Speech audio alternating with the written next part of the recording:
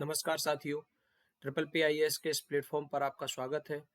आज हम हिस्ट्री की जो सेशन चल रहे हैं इसके अंतर्गत आज हम 5वां सेशन कंडक्ट करने जा रहे हैं। इससे पहले हम 4 सेशन मॉडर्न हिस्ट्री के कंडक्ट कर चुके हैं। जिन लोगों ने भी उन पिछले लेक्चर्स को नहीं देखा है तो लिंक डिस्क्रिप्शन बॉक्स में प्रोवाइड करा दी गई है, आप वहां जाकर उन लेक्चर्स को देख सकते हैं। साथ ही ये जो सेशन हो रहे हैं इनकी पीडीएफ आपको चाहिए या पीछे जो सेशन हो चुके हैं उनकी पीडीएफ आपको चाहिए तो आप triple P I S official नाम से टेलीग्राम पर चैनल है, वहाँ जाकर आप इसकी पीडीएफ प्राप्त कर सकते हैं। साथ ही उसकी लिंक भी हम डिस्क्रिप्शन बॉक्स में प्रोवाइड करा देंगे, आप वहाँ पर जाकर भी इन लेक्चर्स की पीडीएफ को डाउनलोड कर सकते हैं। साथ ही आप लोग जो भी ये सेशन देख रहे हैं, यदि आप लोगों को यह सेशन पसंद आ रहा है तो आप इसे ज़्यादा से ज़्यादा लाइक करें, दोस्तों के साथ शेयर करें और यदि चैनल पर नए हैं तो आप इसे सब्सक्राइब करें। आज हम शुरू करेंगे गांधी जी और उनके प्रारंभिक आंदोलन तथा उनका स्वतंत्रता संग्राम पर क्या प्रभाव रहा। इन चीज़ों से आज हम शुरुआत करते हुए आगे बढ़ेंगे। तो गांधी जी भारत के राष्ट्रपिता के नाम से जाने जाते हैं। इनकी जन्म तिथि आपको याद रखना है, कई बार पूछी जाती है। 2 अक्टूबर 1869 1869 अक्टूबर को इनका जन्म हुआ और इनका जन्म हुआ था गुजरात के पोरबंदर में। इनकी पत्नी थी कस्तूरबा गांधी, इनके पिताजी थे करमचंद गांधी। ये जो करमचंद गांधी थे, ये करमचंद गांधी इनके पिताजी, ये पोरबंदर, राजकोट और बीकानेर, ये 3 जो स्थान थे, इन तीनों के दीवान थे करमचंद गांधी। इनका उपनाम था कबा गांधी। आप देखेंगे 1894 में गांधी जी के द्वारा नटाल इंडियन कांग्रेस की स्थापना की जाती है दक्षिण अफ्रीका में। नटाल इंडियन कांग्रेस की स्थापना दक्षिण अफ्रीका में। टॉल्स्टॉय फॉर्म की स्थापना दक्षिण अफ्रीका में। यही दक्षिण अफ्रीका में ही गांधी जी के द्वारा एक अखबार निकाला गया, द इंडियन ओपिनियन। 1904 में फिनिक्स आश्रम की स्थापना की है गांधी जी के द्वारा डरबन दक्षिण अफ्रीका में। और 1915 में सत्याग्रह आश्रम की स्थापना की है गांधी जी के द्वारा अहमदाबाद में। गांधी जी के बारे में आपको मैं बताऊं यहाँ से कि 1915 में गांधी जी दक्षिण अफ्रीका से वापस भारत आए थे। इस 1915 में जब भारत आए तो यह डेट 15 जनवरी, इसी 15 जनवरी को भारत में प्रवासी भारतीय दिवस के रूप में सेलिब्रेट किया जाता है। गांधी जी को भारत के सबसे बड़े प्रवासी के रूप में माना गया है, इसलिए 15 जनवरी को प्रवासी भारतीय दिवस मनाया जाता है। करंट अफेयर में क्वेश्चन आपके लिए यह है कि हाल ही में जो प्रवासी भारतीय दिवस का सेलिब्रेशन हुआ है, इसकी मेजबानी किस राज्य के द्वारा की गई है? आप हमें कमेंट सेशन में इसका आंसर बताएंगे। गांधी जी के कुछ सिद्धांत के बारे में बताया गया है। इनको बोला गया है दार्शनिक अराजकतावादी, एनार्किस्ट बोला जा रहा है, फिलोसॉफिकल एनार्किस्ट। यहाँ पे मतलब यह है कि गांधी जी जब राम राज्य की स्थापना हो जाए तो राम राज्य की स्थापना के समय गांधी जी किसी भी प्रकार की सरकार मतलब कि कोई भी गवर्नमेंट इसको स्वीकार नहीं करते हैं और सेल्फ ड्रिवन जो सिस्टम है उसकी वकालत करते हैं। सेल्फ ड्रिवन सिस्टम ये है कि प्रत्येक व्यक्ति अपनी अंतरात्मा की आवाज सुनकर आगे बढ़ेगा, किसी भी प्रकार की सरकार का समर्थन नहीं करते हैं। उसी प्रकार से अराजकतावादी होते हैं, वो लोग भी किसी भी प्रकार के सिस्टम की स्वीकार्यता को नकारते हैं। मार्क्स का जब साम्यवाद आएगा, तो वहां पर भी किसी प्रकार की सरकार नहीं होगी, लेकिन ये हिंसा के माध्यम से यहाँ तक पहुंचेंगे। गांधी जी की जो दार्शनिक अराजकतावादी है ये अहिंसा के माध्यम से है। व्यक्ति खुद में इतना डेवलप हो जाएगा कि हमेशा नैतिक कार्य करेगा। राम राज्य के युगल सिद्धांत, राम राज्य का मतलब सिद्धांत जो है ये किन 2 चीजों पर टिका हुआ है? तो सत्य और अहिंसा पर टिका हुआ है। समाजवाद का अर्थ सर्वोदय का अर्थ है सभी व्यक्तियों का सभी प्रकार से उदय, सभी व्यक्तियों में सभी वर्ग, महिला पुरुष, अमीर गरीब, सभी रूपों में, सामाजिक आर्थिक राजनीतिक धार्मिक, इस प्रकार से सर्वोदय का अर्थ यह है सभी रूपों में सभी प्रकार से सभी लोगों का उदय। सत्याग्रह की रणनीति, इनकी प्रभावी अस्त्र क्या था? इसमें उपवास। और अंतिम अस्त्र सत्याग्रह का जो लास्ट अस्त्र है वो है हड़ताल। ये आप याद रखेंगे, ये ऐसे ही नहीं चल रहा है, ये केवल डिस्कशन, ये क्वेश्चन बनते हैं यहाँ से, इनको आपको याद रखना ही होगा। सत्याग्रही का उद्देश्य क्या होना चाहिए? शत्रु को पराजित करना नहीं। सत्याग्रही सत्य के मार्ग पर चलने वाला सत्याग्रही, सत्य को जीतने, सत्य के मार्ग पर चलते हुए विजय प्राप्त करने वाला। यह बोला शत्रु को पराजित करना नहीं, यानी शत्रु का हृदय परिवर्तित करना है, न कि उसे पराजित करना है। यह देखो, राज्य विहीन समाज की स्थापना, यह हम आपको बता ही दिए। दार्शनिक अराजकतावादी, निष्क्रिय प्रतिरोध, दक्षिण अफ्रीका में राजनीतिक अस्त्र के रूप में गांधी जी के द्वारा इसका प्रयोग किया गया था। सत्याग्रह नैतिक शक्ति है, सत्य को मानकर किसी वस्तु के लिए आग्रह करना, यह गांधी जी की नैतिक शक्ति के रूप में सत्याग्रह का उपयोग गांधी जी के द्वारा किया गया। गांधी जी जब भारत आए 1915 में गांधी जी भारत आए हैं, तो गोपाल कृष्ण गोखले जो गांधी जी के राजनीतिक गुरु हैं, इनके द्वारा गांधी जी को 1 वर्ष के लिए खुले आंख और कान से पूरे भारत में भ्रमण करने के लिए सलाह दी गई। उसके पश्चात 1917 में गांधी जी ने चंपारण सत्याग्रह किया। गांधी जी के द्वारा भारत में किया गया पहला सत्याग्रह था। इसमें इन्होंने एक स्टेटमेंट दिया, गांधी जी ने, विदेशी वस्त्रों को बर्बादी ही उनके साथ सर्वोत्तम व्यवहार है, और देसी वस्तुओं के उत्पादन तथा बिक्री को प्रोत्साहन दिया। आंदोलन किससे संबंधित था? तो किसान आंदोलन था। चंपारण एवं खेड़ा औद्योगिक मजदूरों के आंदोलन थे। जो चंपारण आंदोलन था, चंपारण और खेड़ा वाला आंदोलन, ये दोनों किसानों से संबंधित आंदोलन थे, जबकि अहमदाबाद वाला जो आंदोलन था वो औद्योगिक मजदूरों से संबंधित आंदोलन था। गांधी जी ने कहा था कि हरिजन सेवा मेरा जीवन श्वास है, इसलिए इसके बिना मैं एक क्षण भी जिंदा नहीं रह सकता। ये स्टेटमेंट दिया जाएगा और आप इसके संदर्भ में पूछा जाएगा कि ये स्टेटमेंट किसके द्वारा दिया गया है, इसको आपको ध्यान रखना होगा। ये जो 3 गांधी जी के जो आंदोलन रहे हैं, इसमें चंपारण को आपको याद रखना होगा, ये 1917 का बिहार में हुआ था। उसके बाद आपका आंदोलन देखेंगे हम, अहमदाबाद वाला हुआ है, यह 1918 में हुआ है, और खेड़ा वाला भी 1918 में ही हुआ है। लेकिन जब इनकी क्रोनोलॉजी आपको मैच करनी है तो आप बताएंगे चंपारण पहले, फिर अहमदाबाद, फिर खेड़ा।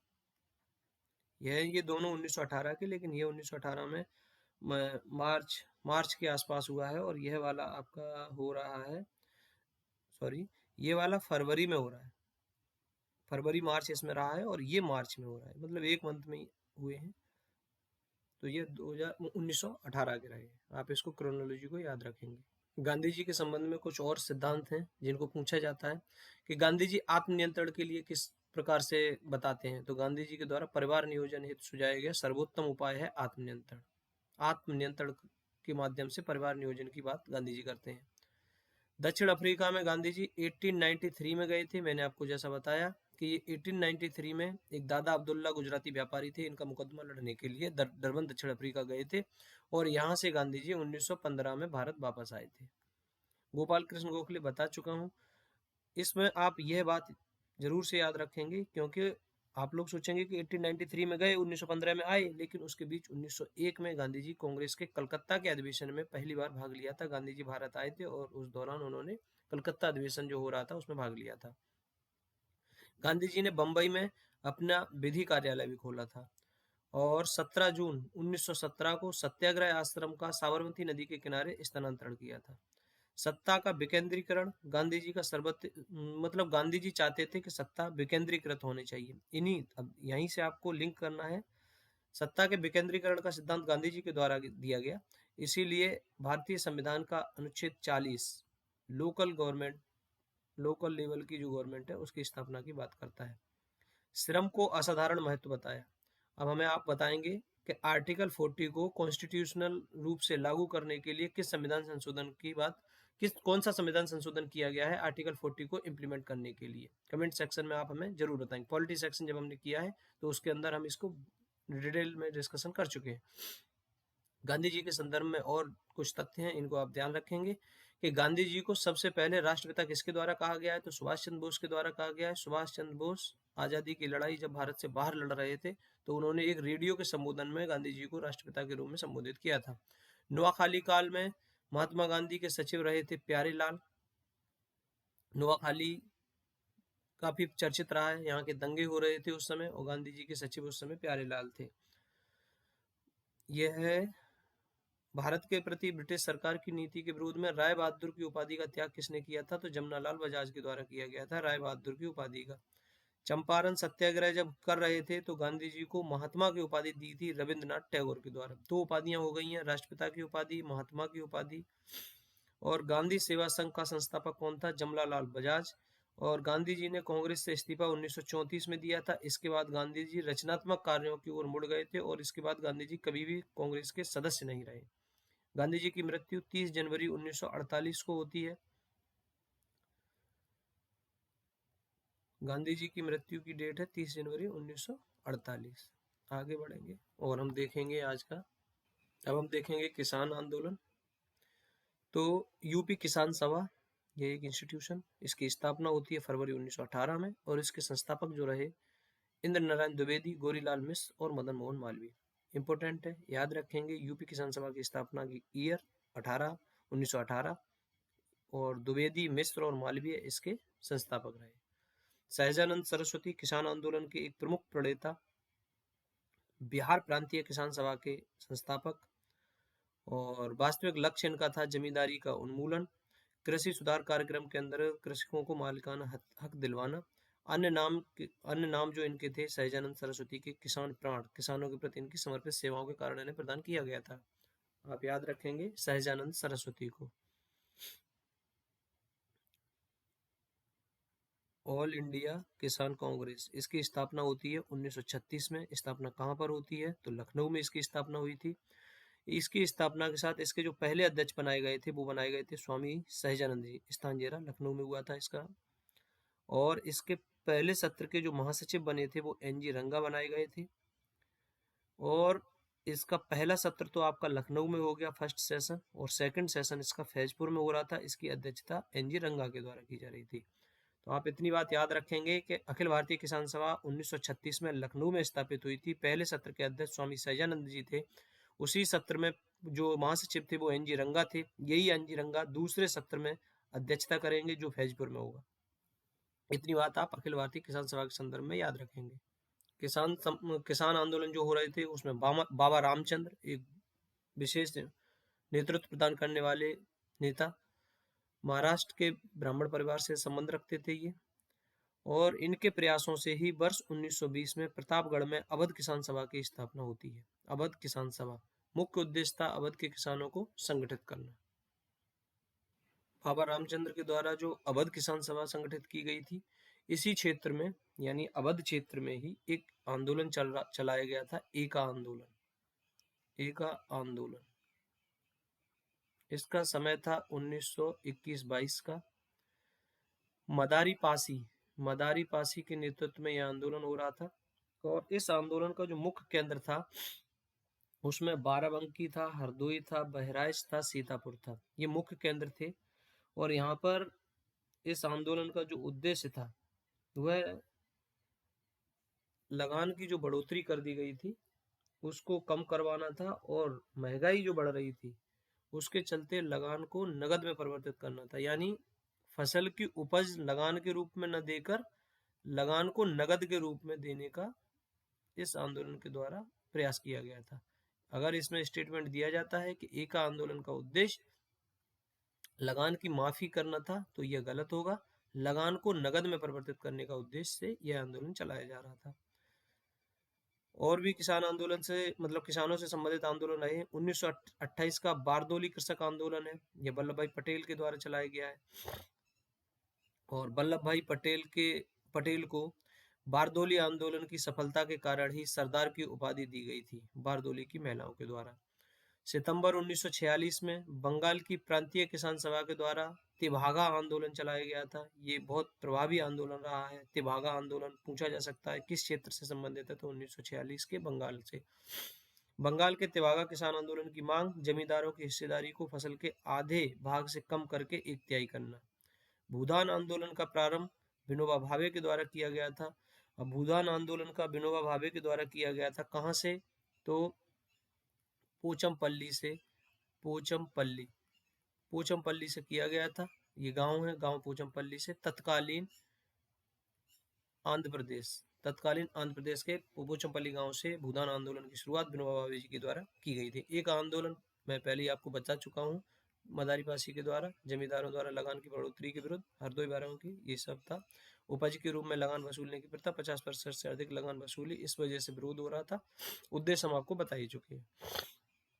अब हम देखेंगे ट्रेड यूनियन से संबंधित जो आंदोलन रहे हैं। मद्रास मजदूर संघ की स्थापना होती है 1918 में। यह भारत में स्थापित होने वाला पहला मजदूर संघ था 1918 में। यह आधुनिक मजदूर संघ भारत का पहला 1918 में। संस्थापक इसके थे बीपी पाटिया। अब है अहमदाबाद टेक्सटाइल लेबर एसोसिएशन। इसकी स्थापना भी 1918 में होती है, लेकिन इसके संस्थापक होते हैं महात्मा गांधी। ट्रेड यूनियन कांग्रेस की स्थापना होती है 1920 में, और इसे अखिल भारतीय ट्रेड यूनियन कांग्रेस या all India trade union Congress इसके नाम से भी जाना जाता है। और इसकी स्थापना क्यों हुई थी, तो 1919 में अंतर्राष्ट्रीय श्रम संगठन यानी इंटरनेशनल लेबर ऑर्गेनाइजेशन की स्थापना 1919 में हुई थी। इसके ही जो कार्य हैं उनको आगे बढ़ाने के लिए भारत में 1920 में all India trade union Congress की स्थापना होती है। इसके संस्थापक थे एनएम जोशी। तिथि ये जी दी गई है, और इससे बंबई में स्थापित किया गया था। पहले अध्यक्ष थे इसके लाला लाजपत राय। उपाध्यक्ष थे जोसेफ बैप्टिस्टा। तीन बात अलग अलग आई हैं। All India trade union Congress के जो संस्थापक हैं वो एनएम जोशी, इसकी अध्यक्षता करी है लाला लाजपत राय के द्वारा। उपाध्यक्ष जोसेफ बैप्टिस्टा हैं। 1929 में इसका विभाजन हो जाता है नागपुर अधिवेशन में, और इस नागपुर अधिवेशन की अध्यक्षता कर रहे थे जवाहरलाल नेहरू जी। आप इसको याद रखेंगे कि all India trade union Congress का जो विभाजन है ये कब हुआ है। इस सम्मेलन में जो नागपुर का अधिवेशन हो रहा था, इसमें साम्यवादी और सुधारवादी इन दोनों के बीच वैचारिक मतभेद उत्पन्न हुआ, और इसके चलते all India trade union Congress का विभाजन हो गया। जो साम्यवादी लोग थे, जो साम्यवादी और सुधारवादी, इसमें जो एनएम जोशी और बीबी गिरी इनके नेतृत्व में जो दक्षिणपंथी लोग थे ये अलग हुए यहाँ से, और इन लोगों के द्वारा एक नई संस्था का गठन किया गया, Indian trade union federation, ITUF। आप याद रखेंगे कि 1929 में जब साम्यवादी और सुधारवादियों के बीच में मतभेद हुए तो एनएम जोशी और बीबी गिरी के नेतृत्व में एक अलग दल का गठन किया गया। इसको बोला गया इंडियन ट्रेड यूनियन फेडरेशन। यह बात आप याद रखेंगे इसके संदर्भ में। मार्च 1919 में कम्युनिस्ट इंटरनेशनल की स्थापना किसने दी थी, यह डेट याद रखेंगे। 1919 का जो वर्ष था, इसमें लेनिन जो रूस में क्रांति हुई थी उसके मुख्य नेता थे। इनका नाम था इलियच लेनिन। रूसी पार्टी बोल्शेविक के द्वारा कम्युनिस्ट इंटरनेशनल की स्थापना की।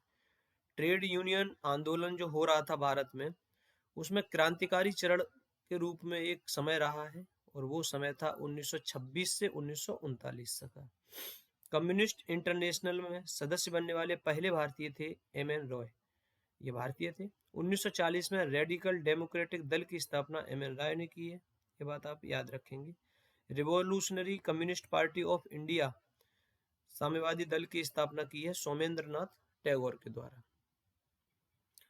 1920 के जो दशक था, इसमें भारत में क्रांतिकारी गतिविधियां तेजी से बढ़ रही थीं। उन गतिविधियों को नियंत्रित करने के लिए 1917 में न्यायाधीश सिडनी रॉलेट की अध्यक्षता में एक समिति का गठन किया गया था, और इस सिडनी रॉलेट की अध्यक्षता में गठित समिति के सुझावों के आधार पर ही मार्च 1919 में एक एक्ट लाया गया जिसे रॉलेट एक्ट कहा गया।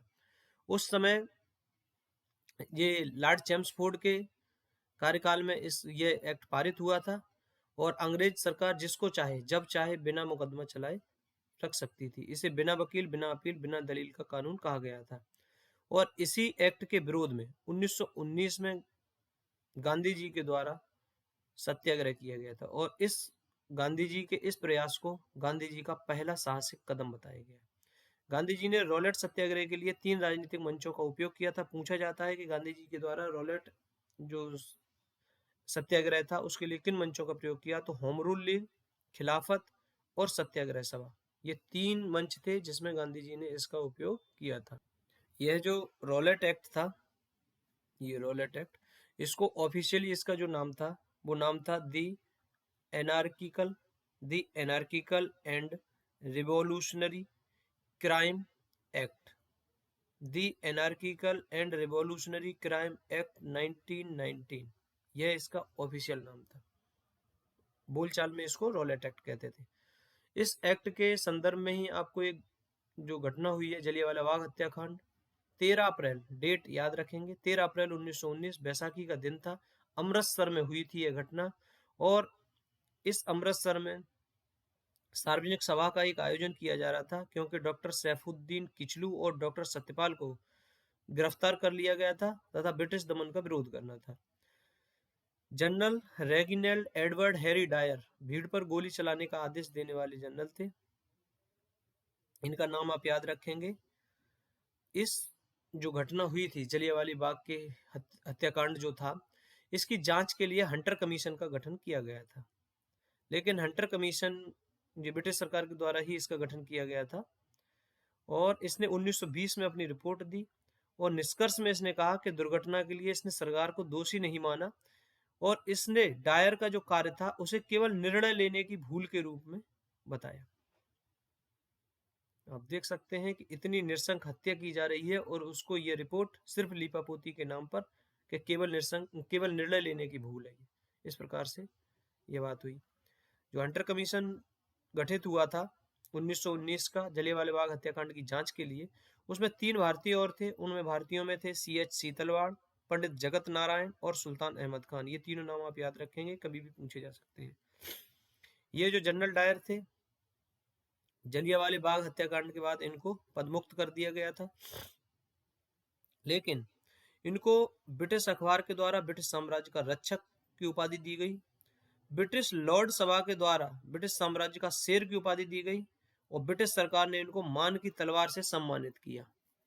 यह बात आप देख सकते हो कि जनरल डायर के जो कार्य थे घिनौने, जिनमें नृशंस हत्या करवाई आम जन की, और उसके बाद ब्रिटिश सरकार का रवैया आप देख सकते हो कि ब्रिटिश अखबार उसको साम्राज्य का रक्षक बोल रहा है, ब्रिटिश लॉर्ड सभा उसे साम्राज्य का शेर बता रहा है और ब्रिटिश सरकार उसे मान की तलवार से सम्मानित कर रही है। ये आप देख सकते हैं। जलियांवाला बाग हत्याकांड के बाद सितंबर 1920 में कलकत्ता में कांग्रेस का अधिवेशन होता है और इस अधिवेशन के मुख्य विषय रहे जलियांवाला बाग हत्याकांड और खिलाफत आंदोलन। मदन मोहन मालवीय ने खिलाफत आंदोलन का समर्थन नहीं किया था। अखिल भारतीय खिलाफत कमेटी की स्थापना सितंबर 1919 में होती है। हाजी कुल मुल्क की पदवी का त्याग किया था हकीम अजमल खान ने। हाजी कुल मुल्क की खिलाफत आंदोलन को देश की स्वतंत्रता के आंदोलन से जोड़ने का विरोध किसने किया था, तो वो व्यक्ति थे मोहम्मद अली जिन्ना। और गांधी जी की राजनीति में धर्म न लाने की सलाह भी मोहम्मद अली जिन्ना के द्वारा ही दी गई थी। मोहम्मद अली जिन्ना तत्कालीन समय में एक राष्ट्रभक्त थे, तो उन्होंने धर्म को राजनीति से दूर रखने की सलाह गांधी जी को दी थी। जलियांवाला बाग हत्याकांड था, इसके विरोध में ब्रिटिश सरकार के द्वारा प्रदान की गई नाइटहुड की उपाधि वापस की गई थी रविंद्रनाथ टैगोर के द्वारा। यहाँ पर आप याद रखेंगे, रविंद्रनाथ टैगोर, गांधी जी के द्वारा जो अपनी उपाधि वापस की गई है वो असहयोग आंदोलन के दौरान वापस की है, लेकिन जलियांवाला बाग हत्याकांड के दौरान रविंद्रनाथ टैगोर के द्वारा अपनी पदवी वापस की गई है। इसी जलियांवाला बाग हत्याकांड के द्वारा वायसराय की कार्यकारिणी से इस्तीफा देने का काम C शंकरन नायर के द्वारा किया गया है। जलियांवाला बाग हत्याकांड के समय पंजाब के लेफ्टिनेंट गवर्नर रहे सर माइकल ओ डायर को मार्च 1940 में लंदन में इनकी हत्या की गई थी और वो व्यक्ति थे ऊधम सिंह। और 1919 के जघन्य जलियांवाला बाग हत्याकांड के समय भारत का वायसराय था लॉर्ड चेम्सफोर्ड। वायसराय चेम्सफोर्ड था, लेकिन इस समय जो भारत सचिव थे, भारत सचिव, वो मोन्टेग्यू थे, मोन्टेग्यू। खिलाफत आंदोलन, रॉलेट एक्ट के जो सत्याग्रह चल रहा था, इसी के साथ खिलाफत आंदोलन भी चल रहा था। खिलाफत कमेटी गठन किया गया था। इसके प्रमुख सदस्यों में हकीम अजमल खान थे, डॉक्टर अंसारी थे, हसरत मोहानी, शौकत अली, मोहम्मद अली, अबुल कलाम आजाद। प्रारंभ किया था शौकत अली, मोहम्मद अली ने। वो कारण क्या था, तो प्रथम विश्व युद्ध की समाप्ति के बाद तुर्की साम्राज्य का विघटन, जो पहला प्रथम विश्व युद्ध जो हुआ था 1915 में, उसमें तुर्की ने ब्रिटिश साम्राज्य के विरुद्ध युद्ध में शामिल हुई थी। और लेकिन ब्रिटिश सरकार ने यह कहा था कि यहाँ भारत के मुसलमानों से कि जो तुर्की साम्राज्य है इसका विघटन नहीं करेंगे और उसकी रक्षा करेंगे। लेकिन इन्होंने तुर्की के सुल्तान इस्लामी साम्राज्य का खलीफा हुआ करता था और इसका विघटन ब्रिटिश सरकार के द्वारा किया गया। तो पुनः इस्लामी साम्राज्य के खलीफा को स्थापित करने के लिए भारत में खिलाफत आंदोलन की शुरुआत होती है। भारतीय मुसलमानों के द्वारा तुर्की में ओटोमन साम्राज्य की रक्षा और खलीफा को बनाए रखने हेतु इस आंदोलन की शुरुआत होती है। 23 नवंबर 1919 को, यह डेट आप याद रखेंगे, दिल्ली में खिलाफत कमेटी सम्मेलन की अध्यक्ष के रूप में महात्मा गांधी का चयन होता है। इतनी बात आप याद रखेंगे। अब है असहयोग आंदोलन। इसका अगर हम टाइम देखें तो 1920 से 22 तक का इसका टाइम रहा है। 1 अगस्त 1920 को महात्मा गांधी के द्वारा इसकी शुरुआत की गई है।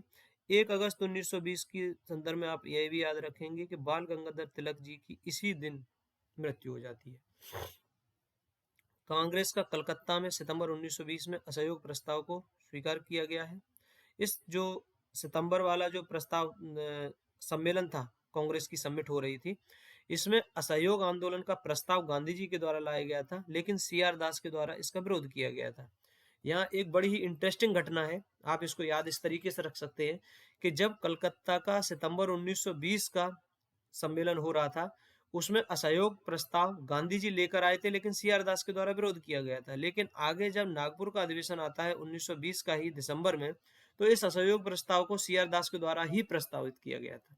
इसको आप देख सकते हैं कि राजनीतिक रूप से कितने मैच्योर रहे होंगे हमारे पहले के राजनेता, कि पिछले में वो विरोध कर रहे हैं और आगे आने वाले जो सम्मेलन है उसमें स्वयं प्रस्तावक है।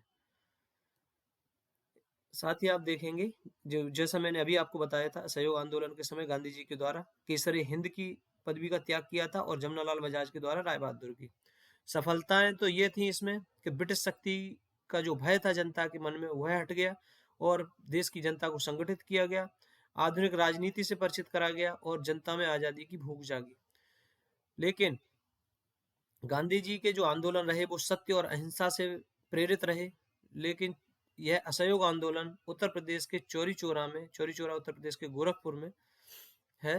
यहाँ पर 4 फरवरी 1922 को एक घटना होती है जिसमें जो आंदोलनकारी रहते हैं उनके द्वारा एक थाने में आग लगा दी जाती है और 12 फरवरी, इसी घटना को देखते हुए 12 फरवरी 1922 को गांधी जी इस आंदोलन को स्थगित करने की घोषणा कर देते हैं। लेकिन जब गांधी जी इस आंदोलन को की स्थगित करने की घोषणा करते हैं तो तत्कालीन समय में कांग्रेस के जो प्रभावी नेतृत्व था उसके द्वारा इसका विरोध किया जाता है। डॉक्टर मुंजे गांधी जी के खिलाफ निंदा प्रस्ताव लेके आने वाले व्यक्ति थे। रविन्द्रनाथ टैगोर ने गांधी जी के द्वारा जो विदेशी वस्त्रों की होली जलाने का काम था, इसे अविवेकी और निष्ठुर बर्बादी का, कल भी हम इसको बता चुके हैं। 1921 में काशी विद्यापीठ की स्थापना बनारस में होती है। 1920 में गुजरात में विद्यापीठ की स्थापना, 1920 में जामिया मिलिया इस्लामिया की स्थापना और 1916 में बनारस हिंदू विश्वविद्यालय की स्थापना। ये डेट और क्या घटना है इसको आप याद कर लेंगे, इसमें समझाने जैसा कुछ है नहीं। गांधी जी के द्वारा जब 1922 में असहयोग आंदोलन वापस ले लिया जाता है तो भारतीय स्वतंत्रता आंदोलन जो चल रहा था, तीव्र गति से आगे बढ़ रहा था, वो एकदम से ठप पड़ जाता है और जो आंदोलनकारी होते हैं, स्वतंत्रता संग्राम में लड़ाई लड़ रहे व्यक्ति होते हैं, उन लोगों को वो लोग डिमोटिवेट हो जाते हैं। तो इसी को आंदोलन को आगे बढ़ाने के लिए स्वराज पार्टी का गठन 1923 में किया गया और इसकी गठन किया गया CR दास के द्वारा और मोतीलाल नेहरू के द्वारा। CR दास इसके अध्यक्ष बने, मोतीलाल नेहरू इसके महासचिव बने। उद्देश्य आप इसके जान सकते हैं, चुनावों के माध्यम से काउंसिलों में प्रवेश कर तथा उन्हें काम न करने देकर वर्ष 1919 के भारत शासन अधिनियम का उच्छेदन करना था और साथ ही इसका काम था स्वतंत्रता आंदोलन को आगे बढ़ाते रहना। अन्य प्रमुख नेताओं में श्रीनिवास अयंगर और NC केलकर इसमें रहे। आप इसको याद रखेंगे, कई बार पूछा जाता है कि निम्नलिखित में से कौन से नेता स्वराज पार्टी के या स्वराज आंदोलन से संबंधित नहीं है, तो CR दास, मोतीलाल नेहरू, श्रीनिवास अयंगर, NC केलकर। इनकी उपलब्धि जो रही वो यह थी कि 1925 में विट्ठल भाई पटेल को सेंट्रल लेजिस्लेटिव असेंबली के अध्यक्ष के रूप में चयनित कराने में ये लोग सफल रहे। चितरंजन दास, सीआर दास, इनको देश बंधु की उपाधि प्रदान की गई थी। इंग्लैंड से इन्होंने वकालत की पढ़ाई की थी और सबसे बड़ी सफलता अलीपुर बम कांड में अरविंद घोष का बचाव करना था। मोतीलाल नेहरू, इनके द्वारा इंडिपेंडेंट पार्टी की स्थापना भी की गई थी, वो मदन मोहन मालवीय के साथ की गई थी। मोतीलाल नेहरू ने सीआर दास के साथ स्वराज पार्टी का गठन किया था।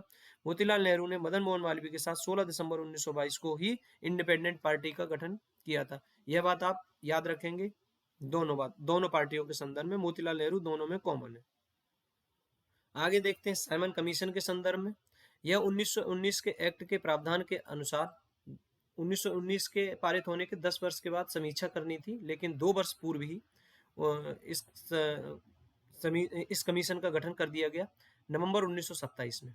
और उस समय ब्रिटेन के जो प्रधानमंत्री थे स्टैनली बॉल्डविन थे।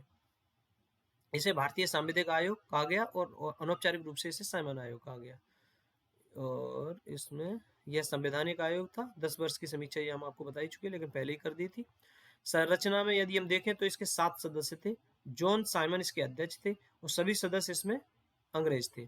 क्लीमेंट एटली भी इसके एक सदस्य थे, जो बाद में आगे चलकर ब्रिटेन के प्रधानमंत्री के रूप में पदभार ग्रहण करते हैं। इसका विरोध किया जा रहा था सिर्फ इसीलिए कि इसमें सारे के सारे सदस्य भारतीय थे। इसे श्वेत कमीशन कहा गया। कांग्रेस द्वारा मद्रास के अधिवेशन में जो दिसंबर 1927 में हुआ था, साइमन कमीशन का विरोध किया गया। ये मद्रास का अधिवेशन है, इसे याद रखेंगे आप। डेट ये वाली याद रखेंगे, 3 फरवरी 1928 को साइमन कमीशन बंबई में आता है। देशव्यापी हड़ताल का आयोजन होता है।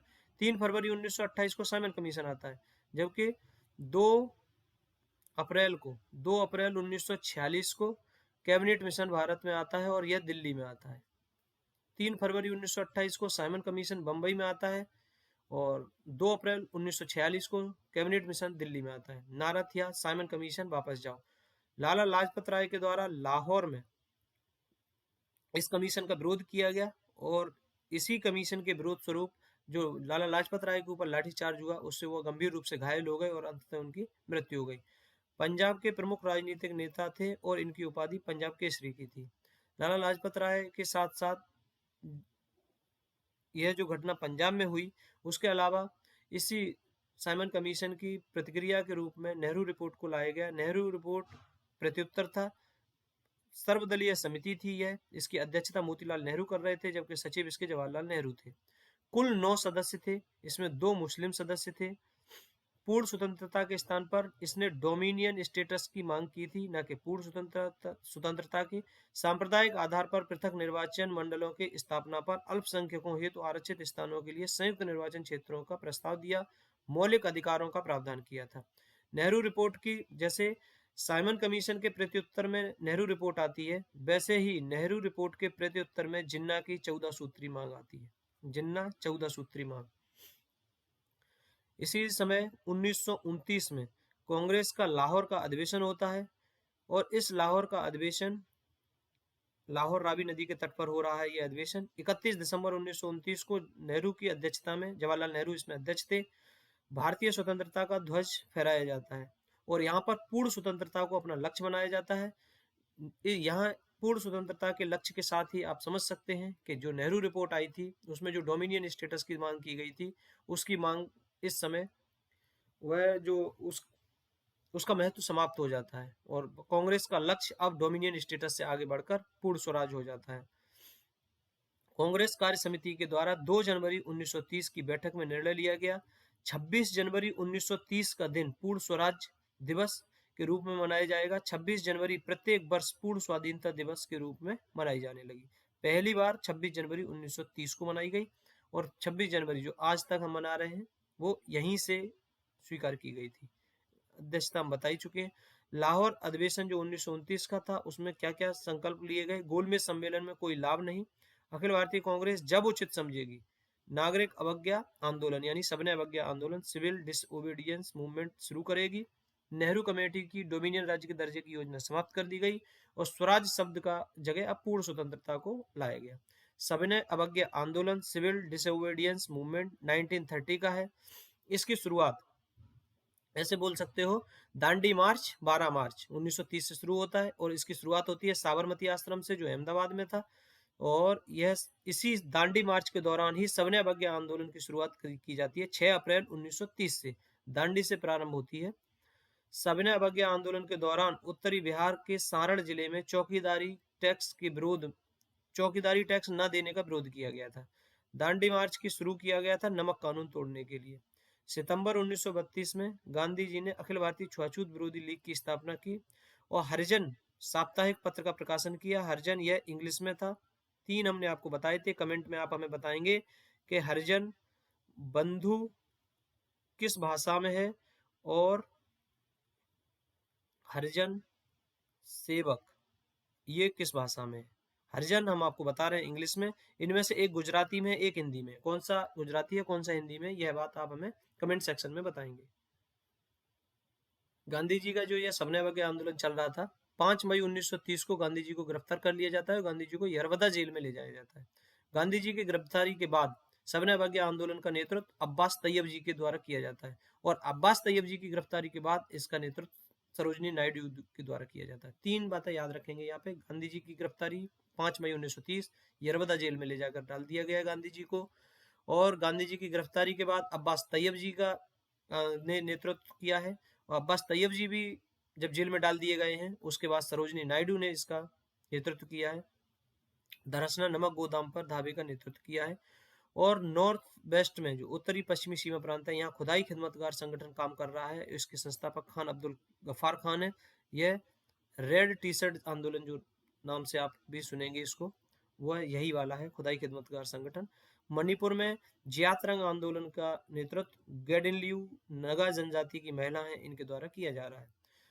बाद में गांधी और इरविन के बीच में 1931 में एक समझौता होता है और इस समझौते का जो मध्यस्थता करते हैं वो तेज बहादुर सप्रू और एम आर जयकर के द्वारा की जाती है। दिल्ली समझौता के नाम से भी इसको जाना जाता है। 5 मार्च 1931 को यह समझौता संपन्न होता है। इसी समझौते के दौरान गांधी और इरविन को सरोजनी नायडू के द्वारा 2 महात्मा की संज्ञा दी गई है। इस समझौते में मुख्य रूप से गांधी जी के नेतृत्व में कांग्रेस सविनय अवज्ञा आंदोलन को स्थगित करेगी। सभी युद्ध बंदियों को जिनके विरुद्ध हिंसा के आरोप नहीं है रिहा करने का आदेश दिया गया। विदेशी कपड़ों और शराब की दुकानों को शांतिपूर्वक धरना देने की बात स्वीकार की गई। समुद्र तटीय प्रदेशों में बिना नमक कर दिए नमक बनाने की अनुमति प्रदान की गई। कांग्रेस द्वितीय गोलमेज सम्मेलन में भाग लेने के लिए तैयार हो गई।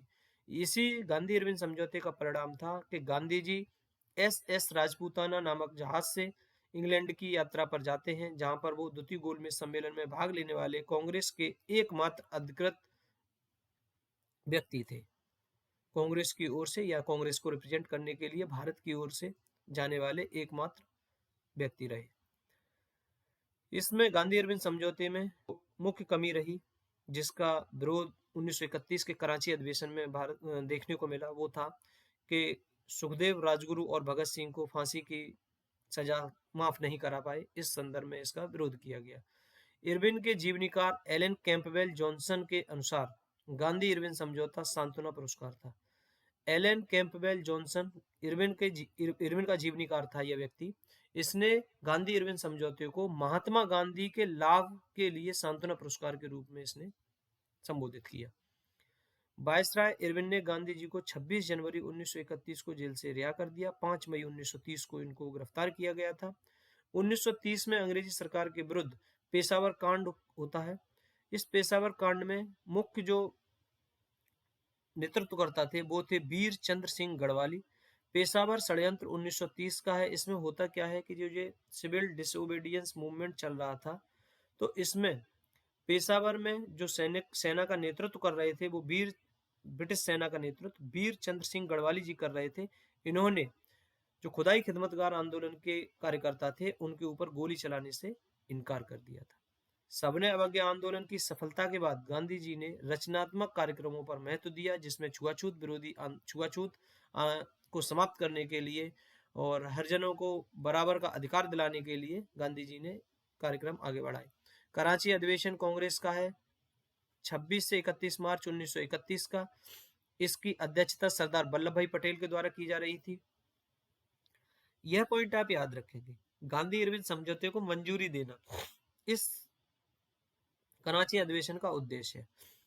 अनौपचारिक रूप से गांधी इरविन समझौते का विरोध हो रहा था, लेकिन औपचारिक रूप से जो 31 का अधिवेशन था कराची में हो रहा था, उसमें इस समझौते को मंजूरी देना था।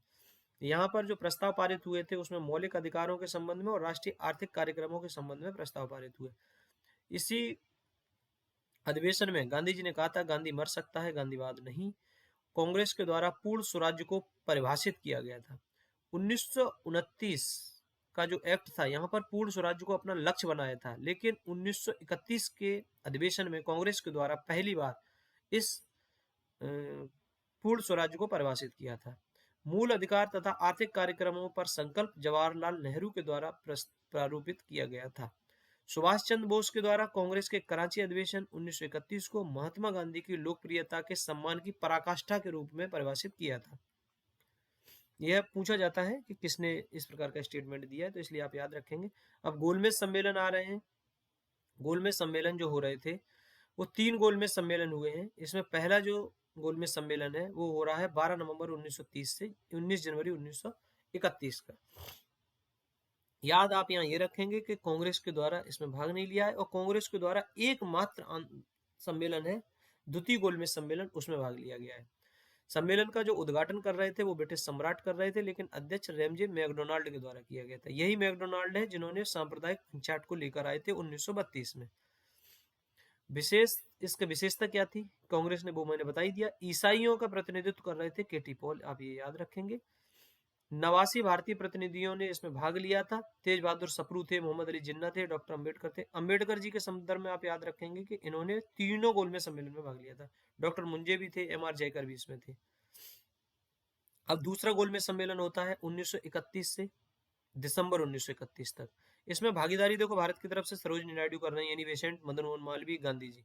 लेकिन गांधी जी कांग्रेस के एकमात्र प्रतिनिधि थे, बाकी लोग गए थे। एकमात्र प्रतिनिधि नाम हमने आपको पहले बताया था, एस राजपूताना जलपोत से गए थे और लंदन के किंग्सले हॉल में ये ठहरे थे। ये 2 बातें आप यहाँ पर याद रखेंगे। गांधी जी जब लंदन से वापस आए तो उन्होंने भारत आके ये कहा कि यह सच है कि मैं खाली हाथ लौटा हूं। तो पूछा जाता है कि गांधी जी खाली हाथ कहां से लौटे थे, तो आप आंसर करेंगे लंदन से।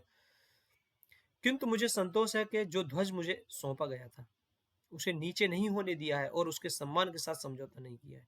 सांप्रदायिक जो निर्णय थे, सांप्रदायिक पंचायत, यह सांप्रदायिक जो प्रतिनिधित्व था, इसके ऊपर जो विवाद हुआ, इसमें इस वजह से यह द्वितीय गोलमेज सम्मेलन असफल हो गया। 16 अगस्त 1932 को रैमजे मैकडोनाल्ड ने अपने सांप्रदायिक अधिनिर्णय की घोषणा कर दी, जिसे सांप्रदायिक पंचायत और कम्युनल अवार्ड के रूप में जाना जाता है। यह जो प्रधानमंत्री थे तत्कालीन समय में, इन्होंने क्या किया कि दलितों को भी अल्पसंख्यक मानकर हिंदुओं से अलग कर दिया। दलितों को भी सांप्रदायिक पंचायत के अंतर्गत हिंदुओं से अलग कर दिया। गांधी जी ने पहला आमरण अनशन इसी सांप्रदायिक पंचायत के निर्णय के विरुद्ध किया था। 24 सितंबर 1932 को अंबेडकर और गांधी जी के अनुयायियों के मध्य पूना का समझौता हुआ। इसे पूना पैक्ट के नाम से जाना जाता है, इसे यरबदा समझौते के नाम से भी जाना जाता है। 24 सितंबर 1932 हस्ताक्षर हो रहे हैं। यहाँ पर दलितों की ओर से डॉक्टर अंबेडकर जी थे, हिंदुओं की ओर से मदन मोहन मालवीय थे। पॉइंट यहाँ पर ये याद रखना होगा कि गांधी अंबेडकर समझौता बोला जाता है, इसको पूना समझौता बोला जाता है, यरबदा समझौता बोला जाता है, लेकिन महात्मा गांधी के द्वारा इस समझौते में हस्ताक्षर नहीं किए गए थे। यह बात आप बहुत अच्छे से याद रखेंगे इसके संदर्भ में। पूना समझौते के दौरान ही एक इंटरेस्टिंग फैक्ट है कि डॉक्टर अंबेडकर और सी राजगोपालाचारी के द्वारा पेन एक्सचेंज किए गए थे। पेन एक्सचेंज किए थे। हस्ताक्षर होने के बाद इन दोनों ने एक दूसरे से अपने अपने पेन चेंज किए थे। ये बात आप याद रखेंगे। हस्ताक्षर किसने किए थे, ये बात याद रखेंगे। 1934 में कांग्रेस सोशलिस्ट पार्टी का गठन होता है। इसका नाम था all India Congress socialist party. 1934 में इसका गठन पटना में किया गया था। कांग्रेस समिति की बैठक के दौरान कुछ सदस्यों ने अलग बैठक की और इसकी स्थापना की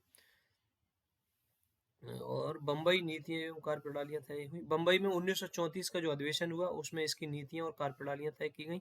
यह 2 बात आप इसके संदर्भ में याद रखेंगे। एक तो ये कब गठित हुई, तो 1934 में। इसके जो पहले महासचिव थे वो जयप्रकाश नारायण जी थे और अध्यक्ष थे वो नरेंद्र देव थे। ये दो बात आप इसके संबंध में याद रखेंगे। जयप्रकाश नारायण 1934 में अखिल भारतीय कांग्रेस समाजवादी पार्टी पटना में इसके संयोजक थे। बिहार सोशलिस्ट पार्टी से भी ये संबंध रहे थे। इनकी उपाधि थी वो लोकनायक की थी। भारत छोड़ो आंदोलन के दौरान डॉक्टर राम मनोहर लोहिया तथा अरुणा आसफ अली के साथ गुप्त रूप से भारतीय जनता को संगठित किया था इन्होंने, जयप्रकाश नारायण ने। 5 जून 1974 को पटना के गांधी मैदान में संपूर्ण क्रांति का आह्वान किया था और 1999 में भारत रत्न के सम्मान से इनको मरणोपरांत भारत रत्न सम्मान से सम्मानित किया गया था। यह बात आप याद रखेंगे। तो सबसे पहले तो ये all India Congress socialist party जो थी, इसके संयोजक जयप्रकाश नारायण जी थे, अध्यक्ष नरेंद्र देव थे। यह इतनी बात आप इसके संदर्भ में याद रखेंगे। अब आगे हम देखते हैं, यह आप देख ही चुके हैं, हम गांधी अरविंद समझौते की डेट 5 मार्च 1931 है। यह बात आप यहाँ पे याद रखेंगे। गांधी भगत सिंह को जो फांसी हुई है वो 23 मार्च को हुई है। कांग्रेस का कराची का अधिवेशन 26 से 31 मार्च 1931 को, समझौता 24 सितंबर को हुआ। ये डेट आप याद रखेंगे, इंपोर्टेंट है। क्रोनोलॉजी में आपको यह मैच करने के लिए पूछा ही जाता है। All India schedule caste federation की स्थापना 1942 में डॉक्टर अंबेडकर के द्वारा की जाती है। 1926 में एमसी राजा की अध्यक्षता में स्थापित संस्था का नाम था all India depressed class association. 1926 की एमसी राजा की अध्यक्षता में all India depressed class association की स्थापना होती है, जबकि अंबेडकर की अध्यक्षता में all India schedule caste federation की स्थापना की गई है। डॉक्टर अंबेडकर ने गांधी जी के संदर्भ में कहा था कि गांधी क्षणिक भूत की भांति धूल उठाते हैं लेकिन स्तर नहीं। यह डॉक्टर अंबेडकर का स्टेटमेंट है। बाबू जगजीवन राम के द्वारा दलित वर्गों के संघ की स्थापना की गई थी, बाबू जगजीवन राम के द्वारा। 1937 के प्रांतीय चुनाव होते हैं। इन प्रांतीय चुनावों में जो मंत्रिमंडल का गठन हुआ था, जुलाई 1937 में 6 प्रांतों में कांग्रेस ने मंत्रिमंडल का गठन किया था। आप इसमें याद रखेंगे कि मद्रास, संयुक्त प्रांत, बिहार, उड़ीसा और मध्य प्रांत, ये जो 5 प्रांत हैं, इनमें कांग्रेस को पूर्ण बहुमत प्राप्त हुआ था। मद्रास, उड़ीसा, बिहार, संयुक्त प्रांत, मध्य प्रांत। बंबई में सबसे बड़ी पार्टी के रूप में उभरी। बाद में बंबई में भी कांग्रेस सरकार बनाने में सफल रही। ये 5 प्रांत ये रहे पूर्ण बहुमत वाली, ये हमने आपको बता ही दिया है। बंबई, असम, उत्तर पश्चिमी प्रांत, कांग्रेस को बहुमत नहीं लेकिन सबसे बड़े दल के रूप में उभरी थी। बंबई, असम और उत्तर पश्चिमी प्रांत। बाद में बंबई में सरकार बनाई। पश्चिमोत्तर प्रांत और असम में भी कांग्रेस के सहयोगी दलों के साथ मिलकर मंत्रिमंडल बनाए थे। यह जो सरकार का गठन हुआ था 1937 में, ये कुल 28 माह तक ही कार्य कर सके, क्योंकि द्वितीय विश्व युद्ध की जो शुरुआत हुई थी उसमें भारत की बिना रजामंदी के भारत को युद्धरत घोषित कर दिया गया था। इसके विरोध में तत्कालीन प्रांतीय सरकारों के द्वारा इस्तीफा दे दिया गया था। अक्टूबर 1939 में सभी कांग्रेस मंत्रियों ने त्यागपत्र द्वितीय विश्व युद्ध में, यह मैं आपको बता ही चुका हूँ। जिन्ना द्वारा भारत में सभी मुसलमानों को 22 अक्टूबर 1939 में त्यागपत्र दिया है और 22 दिसंबर 1939 को जिन्ना के द्वारा मुक्ति दिवस मनाने का आह्वान किया जाता है कांग्रेस मंत्रिमंडलों के त्यागपत्र देने की खुशी में। संयुक्त प्रांत जो वर्तमान में उत्तर प्रदेश है, यहाँ पर प्रधानमंत्री के रूप में गोविंद बल्लभ पंत ने काम किया था। कानून और न्याय मंत्री के रूप में कैलाशनाथ काटजू ने काम किया था और वित्त विभाग में रफी अहमद किदवई ने काम किया था। इसी समय आप देखेंगे देशी रियासतों के संबंध में एक बटल समिति आती है 1927 की, नाम याद रखेंगे, भारतीय रियासत समिति थी। उद्देश्य इसका था भारत सरकार और भारतीय रियासतों के मध्य संबंधों की जांच करना, ब्रिटिश भारत और भारतीय रियासतों के मध्य आर्थिक वित्तीय संबंधों में सुधारित सिफारिश करना। अखिल भारतीय राज्य जन कांग्रेस दिसंबर 1927 में आयोजन हुआ था, याद रखेंगे इसको। Bharat Praja Mandal All India States People Conference का अध्यक्ष 1939 में जवाहरलाल नेहरू को चुना गया था। Bharat Praja Mandal All India States people 1939 में इसका अध्यक्ष जवाहरलाल नेहरू को चुना गया था। 26 अक्टूबर 1947 को कश्मीर के महाराजा कश्मीर का विलय पत्र पर हस्ताक्षर किए थे।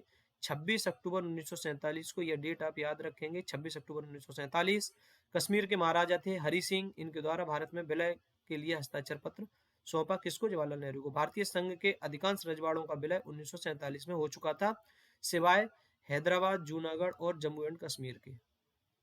बाद में इनका भी विलय कर लिया गया, लेकिन ये 3 नहीं हुए थे, बाकी के हो चुके थे। अब जो आगे का सेशन रहेगा हमारा वो हम कल नेक्स्ट सेशन में कंप्लीट करेंगे। आप लोग जो हमारा सेशन सुन रहे हैं, यदि आप लोगों को यह सेशन पसंद आ रहा है तो आप इसे ज़्यादा से ज़्यादा लाइक करें, अपने दोस्तों के साथ शेयर करें, और यदि आप इस चैनल पर नए हैं तो इसे सब्सक्राइब करें। आप लोग ध्यानपूर्वक हमारे सेशन को सुन रहे हैं, अपनी प्रतिक्रिया हमें कमेंट सेक्शन के माध्यम से ज़रूर बताएं, और आप लोग हमारा जो सहयोग कर रहे हैं इसके लिए आपका बहुत बहुत धन्यवाद। आपका दिन शुभ हो। जय हिंद।